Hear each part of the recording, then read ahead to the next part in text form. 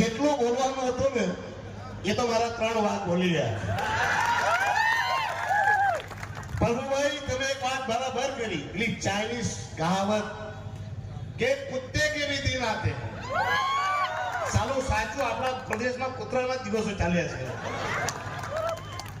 વાત સાચી ભાઈ. અમે આ ગુજરાતના હિંમતનગર થી કૂતરો આવેલો એની રાત ચાલતી છે. कहावत कोई खामी नहीं हुए कि कुत्ते के भी दिन आते हैं, पर कुत्ते को पता होना चाहिए कि जिस दिन तेरा बाप शेर आ जाएगा कुत्ता तेरा क्या हाल होगा. मारे तो તમને વધારે કઈ કહેવાનું નથી, જેટલું પણ બોલવાનું હતું એ મારા મિત્રો ભૂલી ગયા. આજે જ્યારે રાષ્ટ્રીય જનજાતિ ગૌરવ દિવસના નામ પર ભારત સરકાર વિવિધ કાર્યક્રમો કરી રહી છે, પરંતુ અમારા મિત્રએ એક વાત સરસ કરી કે આપણે રાષ્ટ્રીય જનજાતિ ગૌરવ દિવસ નહીં કહો, એમને સંપૂર્ણ ક્રાંતિ દિવસ કહો, કેમ કે હવે ક્રાંતિની જરૂર છે આ પ્રદેશમાં. ભગવાન બિરસા મુંડાજીની 150મી જન્મ જયંતિના ઉપલક્ષમાં ડીએનએચ આદિવાસી એકતા પરિષદ અને આદિવાસી સમન્વય મંચ ભારત મુન્નાજીના જન્મોત્સવનો કાર્યક્રમ કરી રહી છે, જેમાં મારું સૌભાગ્ય છે કે આટલા મારા માટે તો મેં કહું કે ભલે હું અંતિમ ઉંમરમાં મોટો હોઈશ, પણ આનંદભાઈ અને ચેતરભાઈ જેવા લોકો જેને મંચ પર હોય અને એમને વચમાં બેસવાનું મળે એ મારું સૌભાગ્ય છે. ત્યારે આ મંચ પર મારા માટે તો હંમેશા મારા ભાઈ સમાન રહ્યા આનંદભાઈ. એમને હું પહેલાથી જ એક ક્રાંતિકારી નેતા તરીકે અને મારા આઈડિયલ તરીકે ફોલો કરતો આવ્યો છું. કેવા મંચ પર આનંદભાઈ, ચેતરભાઈને મળવાની ઘણી મને ઈચ્છા હતી. ઘણા સમયથી હું એમને મળવા માંગતો હતો. ઘણી વાર એમની વાતો સાંભળી મને લાગતું હતું કે એક દિવસ આ યુવાનને પણ મળવું જોઈએ, કેમ કે એની પણ વિચારસરણી, એની પણ વિચારધારા આપણા જેવી જ છે. આજે મને પણ એમના સાથે મંચ પર બેસવા પડ્યા. એવા ચેતરભાઈ વસાવાજી આદિવાસી સમાજના વિવિધ પદ પર બેસેલા મારા આદિવાસી સમાજના ભાઈઓ બહેનો, જેમના થકી આપણે બધા એકત્રિત થયા છે. દાદરા નગર હવેલીની અવાજ મોહનભાઈનો એમ કહેવાય કે શિષ્ય, જેમ કૃષ્ણનો શિષ્ય હતો અર્જુન, તેવા જ શિષ્ય છે આપણા પ્રભુભાઈ ટોકિયાજી અને બીજો શિષ્ય છે ઉમેશ પટેલ. તો મારા મિત્ર, સાથી મિત્ર, મારા ગુરુ મિત્ર પ્રભુભાઈ ટોકિયાજી, તેમજ અહીં ઉપસ્થિત મીડિયાગણ, આદિવાસી સમાજના મારા ભાઈઓ બહેનો, માતાઓ અને અન્ય સમાજથી પણ મને સાંભળી રહેલા મારા ભાઈ બહેનો અને દેશની યુવા ધડકન કહી શકાય એવા ધડકન સમાન મારા યુવા સાથીઓ, આજે કાર્યક્રમ તો બિરસા મુંડાજીના જન્મોત્સવનો છે, પરંતુ મારાથી સારા વક્તાઓ બિરસા મુંડાજીના માટે ઘણું બધું કહી ગયા, ઘણું બધું જણાવી ગયા. તો હું સંપૂર્ણ બિરસા મુંડાજીના જીવન ચરિત્રથી એક વાત જરૂર શીખ્યો છું કે તમારું અસ્તિત્વ ટકાવવા માટે તમારે બહાર ઉતરવું પડશે, તમારે તમારી બલિ આપવી પડશે, તમારે તમારું યોગદાન આપવું પડશે. અને જો વ્યક્તિ સંપૂર્ણ સાહસથી પોતાનો સ્વાર્થ છોડીને આગળ આવીને લોકો માટે બલિદાન અને ત્યાગ આપવા તૈયાર થઈ જાય, એક મનુષ્ય, સામાન્ય મનુષ્ય પણ ભગવાન બની જાય, એ આપણે જોયું છે બિરસા મુંડાજીના જીવન ચરિત્ર. હું એમને ભગવાન માનવા તૈયાર છું. ભગવાન બનવું સહેલું નથી. એમના આદર્શોને, એમના વિચારોને એટલી એવી ક્રાંતિ લાવી કે એક સામાન્ય વ્યક્તિને આજે આપણે ભગવાન તરીકે પૂજી રહ્યા છીએ. આજે તમને કહેતા મને ખુશી થાય, અમારા પ્રદેશમાં સાહેબ 2 જ મૂર્તિઓ લાગી, 2 જ ભગવાન બિરસા મુંડાજીની મૂર્તિ સ્થાપિત થઈ. એક અહીંયા અને બીજી અમે લગાવી દમણમાં. અને બંને મૂર્તિઓને સ્થાપિત કરવા માટે હું ત્યાં હાજર હતો અને એમના માટે મારું પણ સમર્પણ રહ્યું. એ મારા માટે પરમ સૌભાગ્યની વાત છે. અમારા દમણમાં તો જ્યારે મૂર્તિ લગાવવાની હતી, દમણનું પ્રશાસન દોડાદોડ કરવા લાગ્યું કે મૂર્તિ નહીં લગાવવાની. અમે કીધું કે મૂર્તિ લગાવશું, લગાવીને જ રહેશું. તમારે જે તોડવું હોય તે તોડી લો. અમે જરી ઉપર બિરસા મુંડાજીની મૂર્તિ લગાવી દીધી, તેનું નામકરણ કરી દીધું અને આ જ અધિકારીઓ કાલે પગે પડતા પડતા દોડતા આવેલા ફોટા પડાવવા.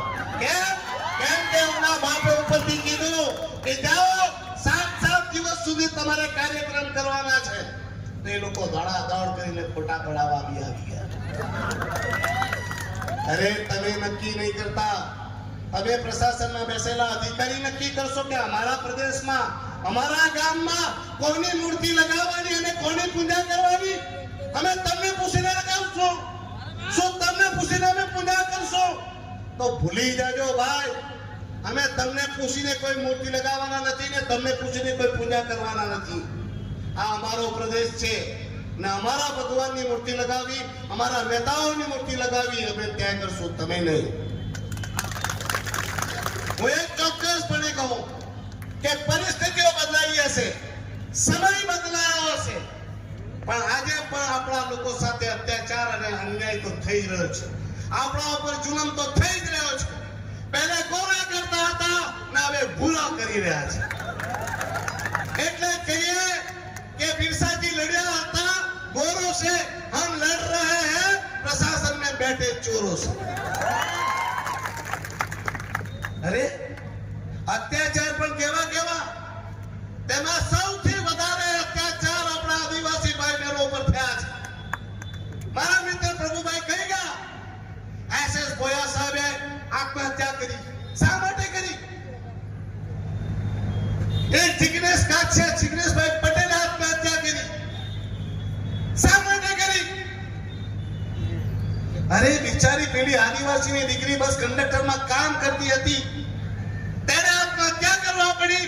આટલું નાની ઉંમરમાં એક ને એક દીકરી આત્મહત્યા કરી ગઈ. શા માટે?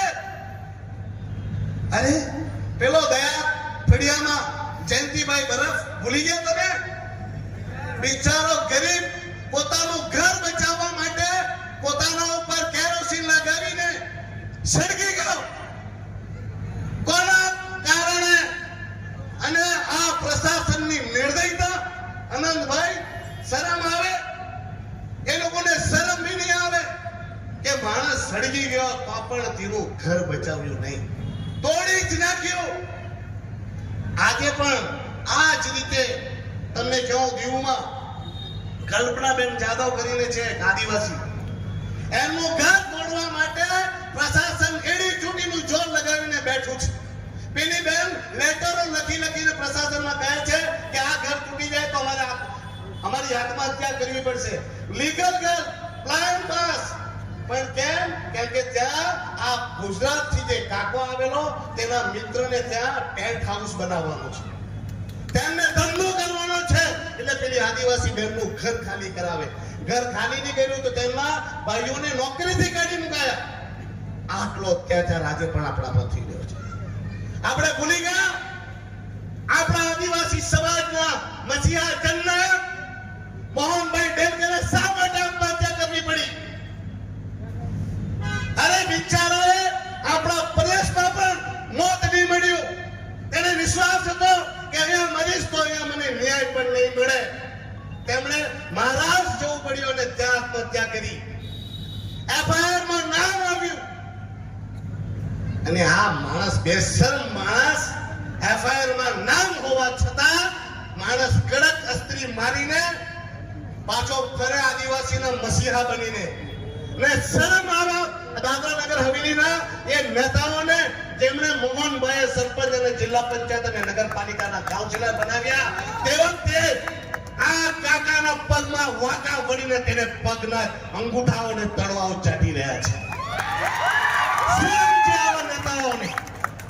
અરે આજે તમે જોયું હશે, મહામહિમ રાષ્ટ્રપતિજી આવેલા, એમના મંચ પર આદિવાસીઓના નેતા, મોટા નેતા, નગરપાલિકાના કાઉન્સિલર, આપણા બધાના સન્માનની પણ કહી શકાય. જ્યારે સુમનભાઈ મંચ પર હતા, માત્ર ને માત્ર રાષ્ટ્રપતિજીને એ આપણા પ્રદેશની જે વેદના છે તે કહેવા માંગતા હતા અને એ લેટર લઈને મહામહિમને આપવા માંગતા હતા. એમને ધુતકારીને ત્યાં મંચ પરથી ધક્કા મારીને કાઢી દેવાયા. શું આ આદિવાસીનું સન્માન ગણાય? શું હતું? શું તારા બાપની જાગીર એ લૂંટી લેવાનો હતો? અરે મહામહિમને એક પત્ર જ તો આપવા માંગતો હતો. એક પત્ર આપી દેતે અને મહામહિમ લઈ લેતે તો તેમાં શું લૂંટાઈ જવાનું હતું? પણ આની માનસિકતા સાબિત કરે છે કે એને આદિવાસીઓ પર કેટલી નફરત છે. અરે પાછો બેશરમ માણસ મહામહિમના મંચ પરથી શેકી મારે ને ગર્વ સાથે કહે, અરે તમને ખબર છે મારા દમણમાં કાલે જ પ્રોગ્રામ હતો.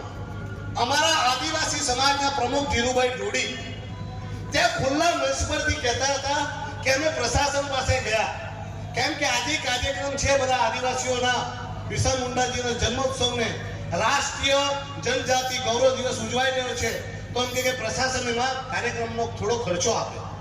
તો પ્રશાસનના ઓફિસમાંથી એવું કહેવાયું કે પૈસા આદિવાસીઓના કાર્યક્રમ માટેના આ કાર્યક્રમ માટે પૈસા નથી. અને 7 દિવસ સુધી દમણમાં મોન્સૂન ફેસ્ટિવલ કરવાના એ ભાઈ પાસે પૈસા છે. મોટા મોટા હોર્ડિંગ મારવાના એ ભાઈ પાસે પૈસા છે. એ પ્રશાસકના જન્મદિવસના મહોત્સવ કરવા માટે ભાઈ પાસે પૈસા છે. અરે લાખો નહીં કરોડો રૂપિયા ખર્ચીને મોંઘી સિંગરો લાવીને નચાવી અને અયાસી કરવાના પ્રશાસક પાસે પૈસા છે. પણ આદિવાસીઓના સંસ્કૃતિને બચાવવા માટે આદિવાસીઓની હિત અને અધિકારોની રક્ષા માટેના કાર્યક્રમ કરવા માટે આ પ્રશાસક પાસે પૈસા નથી. આનાથી વધારે દુર્ભાગ્યપૂર્ણ વાત બીજી કહી હોઈ શકે. અને પાછો મંચ પર બેસીને મહામહિમની સામે શેખ્યો અમારે કે મેં આદિવાસી વિકાસ માટે આ કર્યું છે, મેં તે કર્યું છે. અરે ભાઈ તે શું કર્યું? આટલા બધા આદિવાસીઓ લોકો શા માટે મરી ગયા? શા માટે તારા નામની એફઆઈઆર લખાઈ ગયા? અરે આપણો તાપા ફેસ્ટિવલ આ ભાઈ બંધ કરી નાખ્યો. તેના પણ એના પાસે પૈસા નથી. અને વાત કરે આદિવાસીઓની હક અને અધિકાર અને એમની સંસ્કૃતિ બચાવવાની. પાછો મંચ પર બેસીને અને કોઈ બી વીઆઈપી આવે તો પહેલા આદિવાસી વાલી પેન્ટિંગ જે છે તે જ આપે. પાછો જે બી અહીંયા દાદરાનગર હવેલીમાં આવે તો આપણા કારપા વાળાને ત્યાં ગળી લીધે. આદિવાસી સંસ્કૃતિઓના ઢોંગ કરવાના, નાટક કરવાના અને જ્યારે આદિવાસીઓના હક અને અધિકારની વાત આવે ત્યારે ભાઈએ ખેલ કરી જવાના. અરે મને તો ખરેખર દુઃખ થાય. મને બધા એમ કે તમે ઉમેશભાઈ દેખાયા નહીં. અરે તમે દુઃખ સાથે કહેવા પડે. દમણ દીવમાં એકમાત્ર સાંસદ હું અને આ પ્રોટોકોલ કે કોઈ બી વીઆઈપી આવે તો સાંસદને ત્યાં રાખવા પડે. અરે મેં લેટરો લખ્યા, બધું જ કર્યું, પણ મને ત્યાં ના રિસીવ ઉપર ઉભો રાખવામાં આવ્યો, ના સાથે મંચ પર રાખવામાં આવ્યો, ના મને રાષ્ટ્રપતિજીના ડિનરમાં રાખવામાં આવ્યો. મંચ પરથી કહું છું. કેમ? કેમ કે લાસ્ટ ટાઈમ બી મને આનંદભાઈ ચેતરભાઈ મને બોલાવેલો નહીં, પણ મેં ત્યાં ઉપરાષ્ટ્રપતિજીને ત્યાં લેટર લખેલા કે ભાઈ આ મને બોલાવશે નહીં એટલે મારા પ્રોટોકોલ પ્રમાણે મને તમારે સાથે રાખજો કાર્યક્રમમાં. તો મને સાથે રખાયો ને મેં 3 જ મિનિટમાં ઉપરાષ્ટ્રપતિજીને બરાબર સમજાવી દીધું. એવો સમજાવ્યો કે આ બધાને લઈ ગયો ત્યાં દિલ્હી. દમણના દીવના દાદરાનગર હવેલીના સરપંચ, જિલ્લા પંચાયત, નગરપાલિકા પ્રમુખો, કાઉન્સિલર બધા પહોંચી ગયા. મસ્ત તૈયાર થઈને પાવડર લગાવી. પણ દીકરાઓ એમનો બાપ ઉયવણથી પહેલા ઉપરાષ્ટ્રપતિજીની ઘરે પહોંચી ગયો. એટલે એની જે મનસા હતી તે મેં સફર પર પડવાની લીધી. એટલે આ વખતે એને શું કહ્યું કે આ વખતે એને મારું નામ જ કાપી નાખ્યું. દીકરા તું અહીંયા કાપે પણ તારો બાપ તો દિલ્હી જાય. તું અહીંયા કાકા જેટલા ધૂમ ધડાકા કરવાના હોય તેટલા કરી લેજે, પણ તારો બાપ તો પાર્લામેન્ટમાં બી બોલશે અને રાષ્ટ્રપતિજીના ઘરે બી જશે. તારી તમામ પોત ખોલીને આવશે. ને મેં બી મારા જે વિશેષ અધિકાર હનન છે તેમાં કેસ કરી દીધા. એટલે એમને એમ થતું હોય કે હું લાલુભાઈ છે કે પગે પડું એ તો પગે નહીં પડા. પાછો ઉપરથી મંચ પરથી શેકી મારે કે આ દમણદીવ ને દાદરા નગર હવેલીમાં અમે એમ કે આટલું રિઝલ્ટ સારું કર્યું. અરે શિક્ષકોની હાલત ખરાબ કરી નાખી. શિક્ષકોને કેટલા શિક્ષકોને ગાડી મૂક્યા. શિક્ષકોનો સમય સવારથી લઈને સાંજ સુધી કરી નાખ્યો. વેકેશનો કાપી નાખ્યા.